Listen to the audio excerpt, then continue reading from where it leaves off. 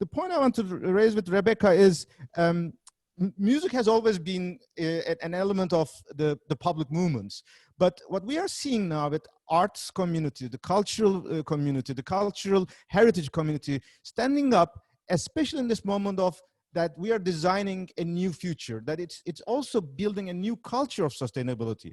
So how do you see your interaction with your audience, but also taking this interaction to action on the ground, that with your initiatives?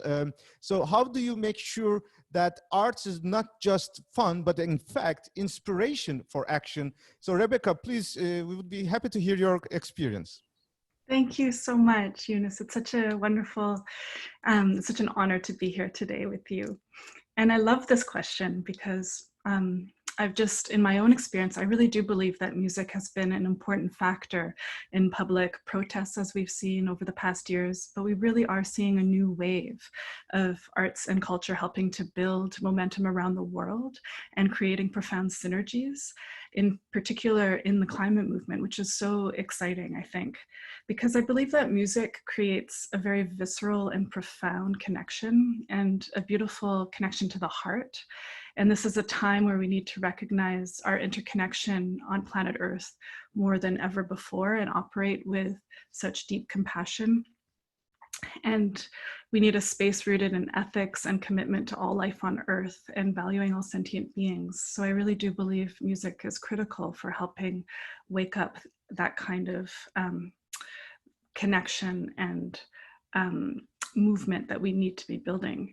And as we know, as we've seen all today in this incredible Daring Cities 2020 conference, that climate change is the most critical issue of our time. And we are in a state of emergency, climate emergency, and we have a very short window to look at our carbon budgets as cities, as a planet, and do everything we can to collaborate and unite, build bridges to work together as a planet to limit global temperature rise to 1.5 degrees.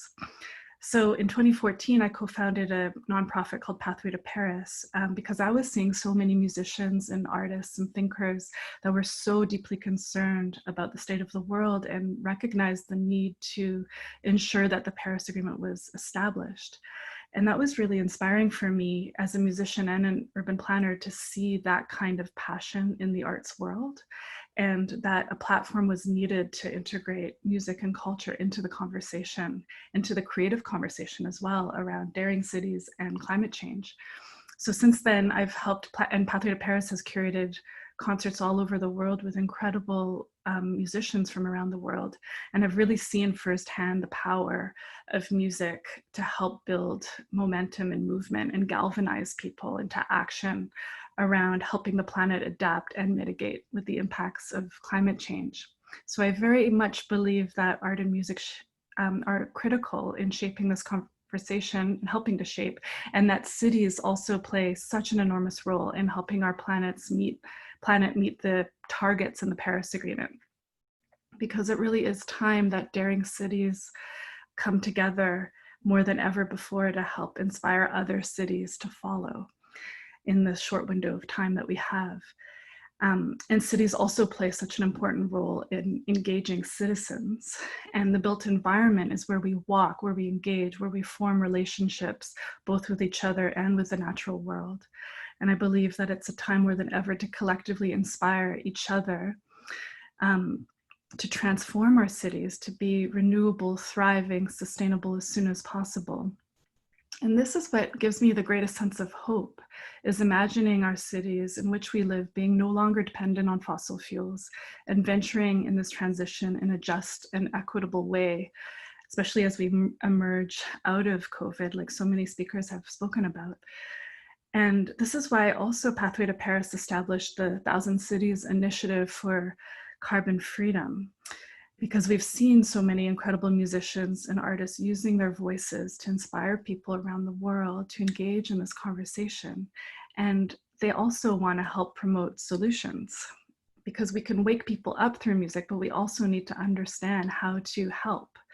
And so 1,000 Cities is rooted in the idea that if 1,000 cities, 1,000 daring cities, can come together and develop and implement ambitious climate action plans that are rooted in intelligent carbon budgets that are tied to the Paris Agreement and going net zero by 2040 or sooner, tied to these carbon budgets, then as a planet, we can meet the targets in the Paris Agreement to help maintain a beautiful, livable world, while designing cities that we're excited to live in, that are sustainable. And this is such an incredible opportunity because it involves reshaping and redesigning our cities. Especially as we emerge post-COVID pandemic, there is such a major opportunity to create this just transition and a just economy committed to transitioning out of the era of fossil fuels. And so just as part of this, I think youth, just following up on what we were just speaking about, play a vital role in this movement because of not only their creative thinking, but that they are inheriting the cities that we live in our world. So it is critical that youth are part of reshaping our cities and in a way that are in line with the Paris Agreement. So as for 1,000 Cities, we've also partnered with this incredible artist Olafur Eliasson's initiative, Earth Speaker, that helps to engage youth around the world to come up with messages of what they would like their cities to look like in the future and what kind of changes they would like to see. And so we're starting to bring these messages and ideas to climate departments in cities around the world so that youth messages can help be infused into climate action plans for their own cities. And I think initiatives like this are so important because it is a time to build bridges, integrate music, art, culture, creative thinking to inspire an awakening of our hearts into climate action planning, to create the most ambitious planning and implementation in history, because this is what we need. Our time is now to create cities and a world no longer dependent on fossil fuels that are built from innovation, music, profound public participation, youth engagement that care about people and the future of our planet and future generations. So that being said, I would just love to end by playing a little music. Okay. It would be nice to conclude with an artistic performance that not be too long, but I would like to recall that our connection to you, Rebecca, was during the World Environment Day, where you were participating in the celebrations for this, the World Environment Day, but it was also the day for the Beethoven Pastoral Artists Declaration, which you also signed up.